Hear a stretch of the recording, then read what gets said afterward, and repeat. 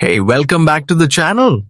In today's quick tutorial, I'll show you how to update Android Auto on your Android phone so you can enjoy the latest features, improvements, and bug fixes. Keeping your apps updated helps them run smoothly and ensures better compatibility with your car system. Open the Settings app. This is where you can manage your device's system features and installed applications. Now, scroll down and tap on Apps or Applications, depending on your device. Next, you'll see a list of all the apps installed on your phone. Scroll and see the Android Auto and tap on it to open the App Info page menu.